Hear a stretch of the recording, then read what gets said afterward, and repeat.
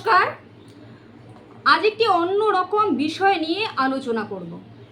যে বিষয়টির কথা শুনলে সচরাচর আমরা কিন্তু একটু হলেও ভয় পেয়ে যাই বা একটু হলেও কিন্তু আমাদের কপালে ভাঁজ পড়ে যায়। সেই বিষয়টি আর কিছুই নয়, সেই বিষয়টি হচ্ছে আইনি জটিলতা বা জেল যাত্রা। আপনি কিভাবে বুঝবেন আপনার জন্মকুণ্ডলী দেখে যে আপনি আইনের কবলে পড়বেন কিনা বা আপনার জেল যাত্রা হবে কিনা?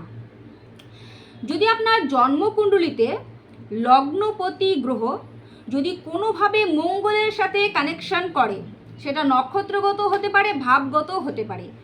যদি এই প্ল্যানেটটা কোনোভাবে অর্থাৎ আপনার লগ্নপতি যদি কোনোভাবে মঙ্গলের সাথে কানেকশন করে, আপনার পঞ্চমপতি যদি রাহুর সাথে কানেকশন করে, ষষ্ঠপতিও যদি রাহুর সাথে কানেকশন করে এবং দ্বাদশপতি যদি শনির সাথে কানেকশন করে, অর্থাৎ লগ্ন, পঞ্চম, ষষ্ঠ, দ্বাদশ এই ভাবগুলো যদি আপনার জন্মকুণ্ডলীতে ভীষণভাবে কানেকশন করে, সেই সাথে যদি শনি, মঙ্গল এবং রাহু এই গ্রহগুলোর যদি কানেকশন থাকে, তাহলে কিন্তু নিশ্চিত আপনি কোনো না কোনো সময় জীবনে অনৈতিক একটি পথ অবলম্বন করবেন এবং সেই পথ অবলম্বন করাটাই কিন্তু আপনার দুর্ভাগ্যের কারণ হতে পারে।